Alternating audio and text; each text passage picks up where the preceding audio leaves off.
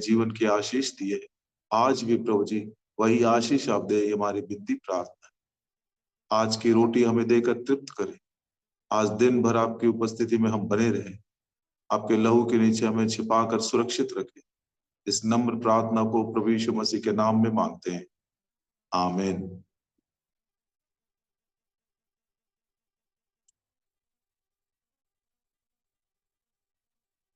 एक भविष्यवाणी जो आंशिक रूप से पूरी हो चुकी है उसके ऊपर हम मनन कर रहे हैं और उससे हम पाठ सीखना चाहते हैं। यूहन्ना के 19 और उसके 37 में हमने पढ़ा कि पवित्र शास्त्र में ऐसा भी लिखा हुआ है कि जिन्होंने उसको बेधा था उस पर वे दृष्टि करेंगे। भविष्य में होने वाली घटना है ये, और जब उसको देखेंगे, दृष्टि करेंगे, they will look upon him.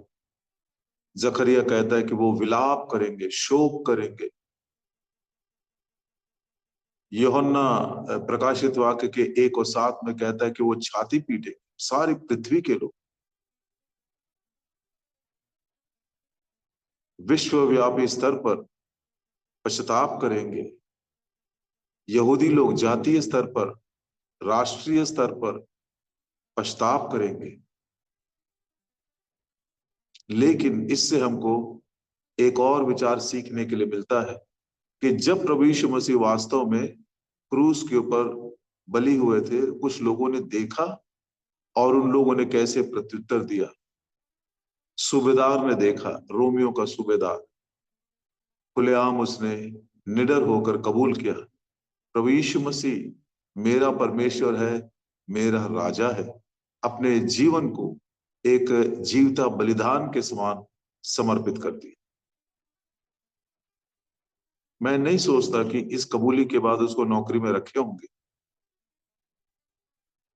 मैं नहीं सोचता कि इसके बाद उसके साथ कोई बहुत ही अच्छी रीति से बर्ताव किया गया हो। क्या दुख सहा, क्या, हमको नहीं मालूम। दूसरा, भीड़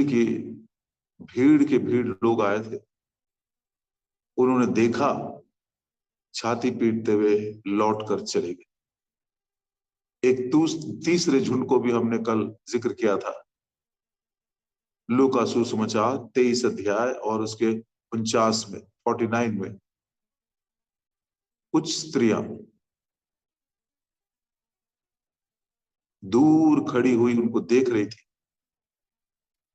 लेकिन जब सारी भीड़ छट गई, वहां से निकल गई, तो उस क्रूस घातित मसीह के उस प्रभाव ने, क्रूस की शक्ति ने, अभी जैसे मैंने प्रार्थना में भी जिक्र किया, 1 कुरिन्थी 1 अध्याय और उसके 18 वचन के अनुसार, नाश होने वालों के लिए क्रूस की कथा एक मूर्खता है, परंतु हम जो विश्वास करते हैं हमारे लिए वो परमेश्वर की सामर्थ है। 1 Corinthians 1:24, 1:18। तो क्रूस के उस सामर्थ ने इन विश्वास करने वालों को अपनी ओर आकर्षित किया। तो भीड़ के लोग जो रो रहे थे, छाती पीट रहे थे, उन्होंने विश्वास नहीं किया, ऐसा हमको प्रतीत होता है और ऐसा हम समझ सकते हैं, क्योंकि वो चले गए। तो उस क्रूस के सामर्थ्य ने विश्वास करने वालों को अपनी ओर आकर्षित किया। और अब हम देखते हैं यूहन्ना सुसमाचार का 19 अध्याय, उसके 25, 26 और 27 में 4 स्त्रियां और एक प्रिय चेला यूहन्ना उस क्रूस के पास खड़े हुए हैं। मरियम मगदलिनी,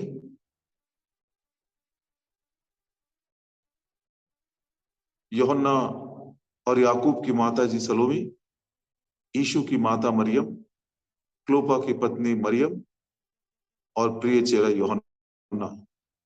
आइए हम इनसे पूछते हैं एक एक से, उन्होंने क्या देखा क्रूस घातित मसीह, और क्रूस घातित मसीह का उनके साथ क्या संबंध है। पहला उत्तर मरियम मगदलिनी का, what did you see and who is he to you. मरकुस सुसमाचार उसका 16 अध्याय और उसके 9 वचन में मरियम मगदलिनी के विषय में इस बात को पढ़ते हैं। Mark's gospel chapter 16 and verse 9, सप्ताह के पहले दिन भोर होते ही वह जी उठकर पहले पहल मरियम मगदलिनी को, जिसमें से उसने 7 दुष्ट आत्माएं निकाली थी, दिखाई दिया। मरियम मगदलिनी का यह परिचय है। 7 दुष्ट आत्माओं, वो अन्य जातियों में से नहीं है, वो यहूदियों में से है। मंदिर भी गई होगी, भेंट अर्पण भी चढ़ाई होगी, बहुत सारी व्यवस्था की बातें सुनी भी होंगी, शायद कोशिश भी कोई की होगी, लेकिन कोई भी उसको छुड़ा नहीं सका। अब ये 7 दुष्ट आत्माएं थी, इसका ये मतलब, बहुत सारे लोग बहुत कुछ बताते हैं, लेकिन मैं तो बिल्कुल कल्पना भी नहीं करना चाहता। लेकिन ये जो संख्या 7 है, इसके द्वारा मुझे एक बात बहुत स्पष्ट प्रकट होता है कि 7 की संख्या परिपूर्णता बताती है, तो वो परिपूर्ण रीति से शत्रु के बंधन में थी। ये बात तो बिल्कुल स्पष्ट है। जो व्यक्ति संपूर्ण रीति से शत्रु शैतान के बंधन में था, उसको प्रभु यीशु मसीह ने छुटकारा दिया,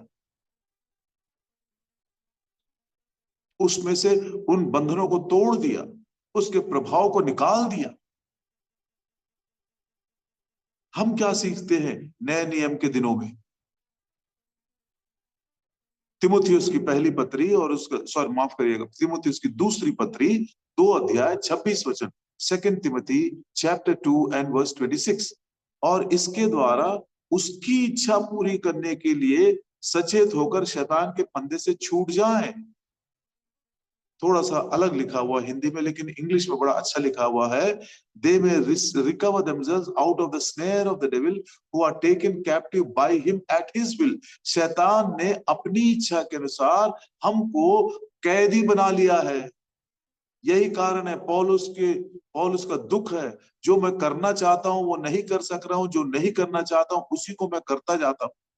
भला मालूम है, लेकिन भला कैसे करना समझ में नहीं आ रहा है।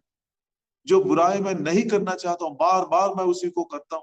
तो पौलुस कहता है शैतान ने अपनी इच्छा के अनुसार हमको कैदी बना लिया है संपूर्ण रीति से। मरियम मगदलिनी का भी यही जीवन था, शत्रु ने उसको संपूर्ण रीति से अपने इच्छा के अनुसार कैदी बना लिया, तो कोई भी उसको छुटकारा नहीं दे सका। उदाहरण के तौर पर एक बहुत ही सुंदर सा चित्र सूखी हड्डियों की एक तराई है, जिसका दर्शन परमेश्वर यहोवा ने अपने नबी एजिकियल को दिया था। इस बात को हम एजिकियल की किताब और उसके 37 अध्याय में पढ़ते हैं। मैं उसको पढ़ लेना चाहता हूं, पढ़ते पढ़ते हमको ये उदाहरण समझ में आ जाएगा। एजिकियल 37 वर्सेस 1 to 5। एजिकियल की किताब 37 अध्याय 1 से 5। यहोवा की शक्ति मुझ पर हुई और वह मुझ में अपना आत्मा समवाकर बाहर ले गया और मुझे तराई के बीच खड़ा कर दिया। वह तराई हड्डियों से भरी हुई थी। तब उसने मुझे उसके चारों ओर घुमाया और तराई की तह तक बहुत सी हड्डियां थी और वे बहुत सूखी थी। तब उसने मुझसे पूछा, हे मनुष्य के संतान, क्या ये हड्डियां जी सकती हैं? मैंने कहा, हे परमेश्वर यहोवा, तू ही जानता है। तब उसने मुझसे कहा, इन हड्डियों से भविष्यवाणी करके कह, हे सूखी हड्डियों, यहोवा का वचन सुनो। परमेश्वर यहोवा तुम हड्डियों से यूं कहता है, देखो मैं आप तुम में सांस समवाऊंगा और तुम जी उठोगी। 7 वचन, इस आज्ञा के अनुसार मैं भविष्यवाणी करने लगा और मैं भविष्यवाणी कर ही रहा था कि एक आहट आई, हुड़ोल हुआ, वे हड्डियां इकट्ठी होकर हड्डी से हड्डी जुड़ गई। एक तराई में लेकर गया, सूखी हड्डियों से भरा हुआ था। परमेश्वर यहोवा ने कहा, तू नबूवत कर, मैं इन सूखी हड्डियों में जान डाल दूंगा। आज्ञा पाकर नबी नबूवत करने लगा। वचन बोल ही रहा था कि बड़ी आवाज हुई, गड़गड़ाहट सी आवाज, हुडोल सी आवाज, हड्डियां सरकने लगी, हिलने लगी, एक हड्डी दूसरे हड्डी से जुड़ने लगी। सिर की हड्डी कंधे की, गर्दन की हड्डी से, गर्दन की हड्डी कंधे की हड्डी हड्डी से, और जो कंधे की हड्डी थी वो रीढ़ की हड्डी से, रीढ़ की हड्डी जो थी जो ये हमारे हिप की हड्डी उससे, और पैर, और ऐसे धीरे धीरे एक हड्डी दूसरे हड्डी से जुड़ने लगी। ये हड्डियां क्यों बिखर गई थी यहां पर? इसका भी एक कारण है। मान लीजिए एक मनुष्य अपने ही स्वयं की इच्छा के अनुसार तराई में उतरा होता, और मान लीजिए वहां से वो ऊपर आ नहीं सका और वहीं पर बैठा रह गया, भोजन नहीं मिला, बैठे बैठे वहीं पर लेट गया और उसी में उसने अपने प्राण को गवा दिया, तो सारा उसका कंकाल जो है, स्केलेटल सिस्टम एक ही समान रहता, हड्डियां बिखरती नहीं उसकी। लेकिन असल में बात ऐसे हुआ कि वो तराई में पहुंचने से पहले वो एक पहाड़ की चोटी पर था। शत्रु ने उसको एक पहाड़ की चोटी पर लेकर गया, और आपको मालूम है जैसे जैसे पहाड़ हम चढ़ते जाते हैं वैसे वैसे पृथ्वी का जो दृश्य है विशाल और विशाल और विशाल होता जाता है। और जैसे ये ऊपर चढ़ गया पहाड़ की चोटी पर और सारे विश्व को देखा, उसकी महिमा को देखा, उसके शान शौकत को देखा, उसके अधिकार को देखा, तो शैतान ने पूछा चाहिए? तो इंसान ने बोला थोड़ा बहुत तो दे दीजिए इसमें से। उसने बोला झुक जा, उस पृथ्वी की महिमा को, उसके शान को, उसके चमक दमक को पाने के लिए वो झुक गया, और वहीं से वो नीचे गिरा दिया गया। गिरा, हड्डी पसली पूरे अलग अलग हो गए उसके, बिखर गया वो। ये बात मैं कल्पना से बोल रहा हूं? नहीं, ये वास्तविक में ऐसा ही हुआ है, क्योंकि शैतान ने यही परीक्षा हमारे प्रभु यीशु मसीह के साथ इस्तेमाल किया था। आइए लू का सुसमाचार के 4 अध्याय में पढ़ते हैं। लू का सुसमाचार 4 अध्याय, मैं 3 वचन पढ़ता हूं, 5, 6 और 7। लुक्स गॉस्पेल चैप्टर 4, 3, 4, 5, 6 एंड 7, 5, 6 और 7। तब शैतान उसे ले गया और उसको पल भर में जगत के सारे राज्य दिखाए।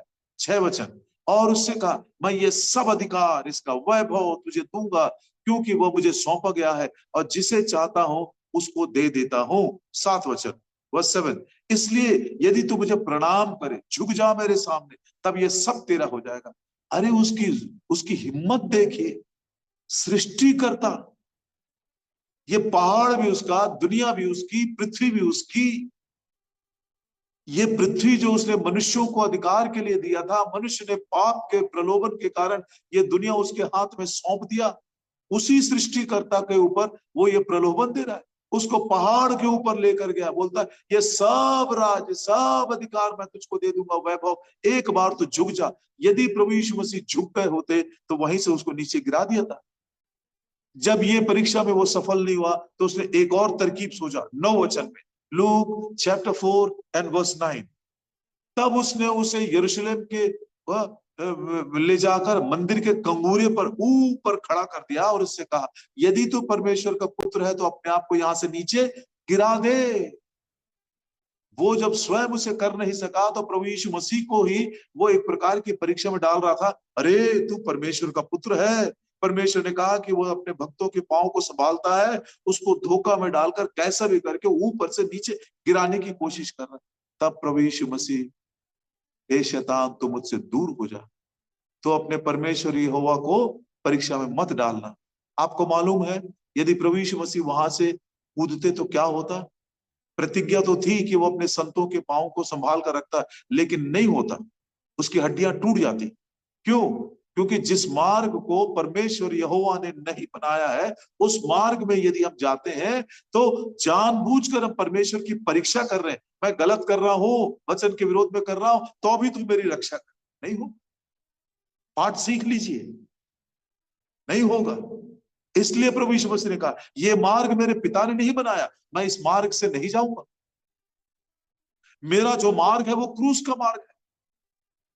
और इसलिए यद्यपि कि वो उसने अपने आप को मृत्यु के लिए सौंप दिया, परमेश्वर पिता ने पवित्र आत्मा के द्वारा उसको जिलाया। शैतान हर एक के साथ यही कर रहा है। ये संसार की महिमा, संसार का वैभव, संसार का धन, संसार की ये सारी बातें प्रलोभन में दिखाकर उनको तराई में ढकेल रहा है। और मनुष्य अपनी इच्छा के विरोध में, शैतान की इच्छा से बंधा हुआ, इस रीति से वो चला गया। अब ये हड्डियां, जब वो नबूवत सुन रही थी, वचन सुन रहे थे, एजिकेल बोल रहा था, आहट हुई, हुडोल हुआ, बड़ी सनसनाहट, सरकने लगी हड्डियां, बहुत बड़ा एकदम एक प्रकार का भूचाल मच गया वहां पे। सब एक एक हड्डी अपनी अपनी हड्डी को ढूंढने लगी, और सबके सब फिर खड़े हो गए।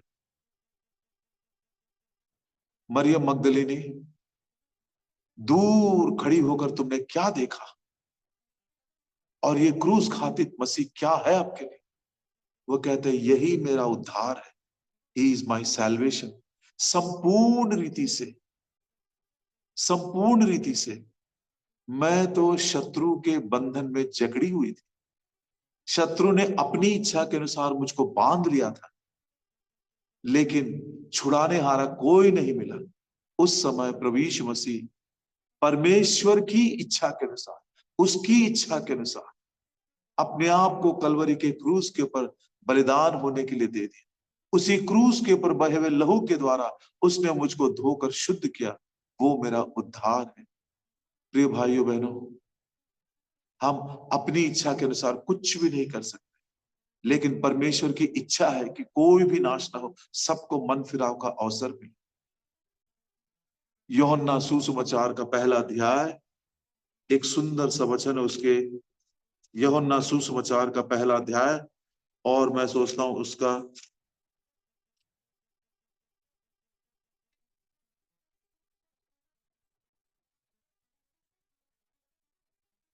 1 मिनट में आपको बता देता हूं। यूहन्ना सुसमाचार उसका पहला अध्याय और उसकी आयत है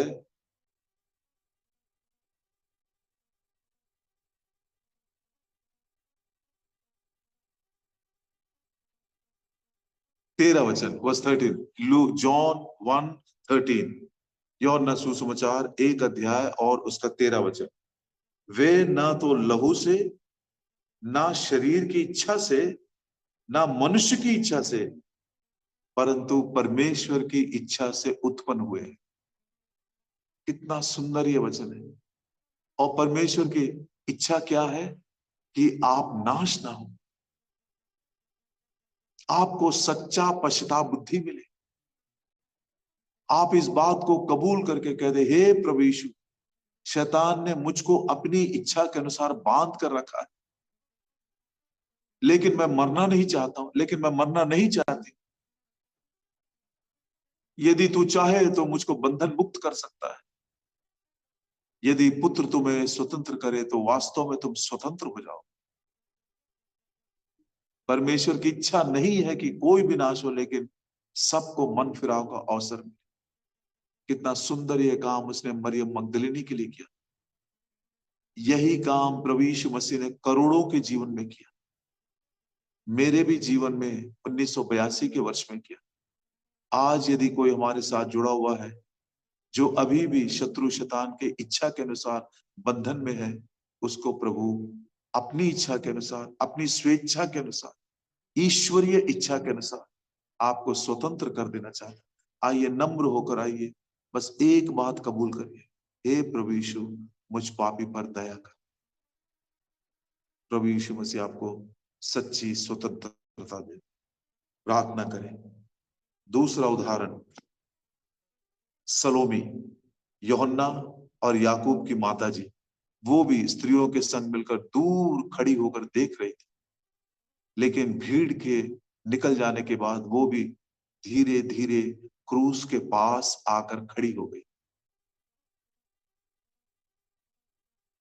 सलोमी से भी पूछेंगे और उसका उत्तर हम कल सुनेंगे। सलोमी, दूर खड़ी होकर तुमने क्या देखा, और ये क्रूस घातित मसीह आपके लिए क्या है? प्रार्थना करें। हमारे प्रेमी स्वर्गीय पिता, ये बात बिल्कुल सच है प्रभु जी कि शैतान ने अपनी इच्छा के अनुसार लोगों को बांध कर रखा, बंधुआई में लेकर गया है, और उसे छुटकारा पाने के लिए हम अपनी इच्छा के अनुसार, शरीर की इच्छा के अनुसार किसी भी तरीके से पा नहीं सकते। और इसलिए परमेश्वर ने एक इच्छा प्रकट की कि हम नाश न हो, अनंत जीवन पाए। प्रिय विद्यालय पिता, कितने बार ये संसार का एक छोटा सा प्रभु जी कुछ लाभ पाने के लिए, संसार का वैभव, संसार की महिमा, संसार के तौर तरीके, संसार का सुख भी बोल सकते हैं, संसार का धन दौलत बोल सकते हैं, इसको पाने के लिए कितने बार हम शैतान के सामने झुक गए, और इस रीति उसने हमारे जीवन को बिल्कुल तहस नहस कर दिया। लेकिन धन्यवाद देते आपके उस ईश्वरीय इच्छा के लिए जिसके द्वारा हमारा उद्धार हो। इसलिए बार बार हम महसूस करते हैं, पिता, हमने आपसे पहला प्रेम नहीं किए, लेकिन पहला आप हमसे प्रेम किया। हमने आपको पहला नहीं ढूंढा, लेकिन आपने हमको पहले ढूंढ लिए। हम आपके पास नहीं आए प्रभु जी, लेकिन वो तराई में आप खुद आए, अपने वचन को, अपने सुसमाचार को सुनाने के लिए। हमारे प्रभु जी गिरी हुई हालत में, हमारे बहुत ही नीच हालत में आपने हमको स्मरण करके वो जीवनदायक उपदेश के द्वारा, महिमित सुसमाचार के द्वारा प्रभु जी वो नए जीवन की आशीष लेकर आए। हम आपको दंडवत करते हैं। अभी भी यदि हमारे बीच में कोई ऐसा है, हमारे परिवारों में यदि कोई ऐसा है, उनके ऊपर भी आप इस अनुग्रह को प्रकट करें, वचन की रक्षा करें। हमारे प्रभु और उद्धारकर्ता यीशु मसीह के नाम में मांगते हैं, आमीन। जय मसीह की सभी भाइयों बहनों को जय मसीह की।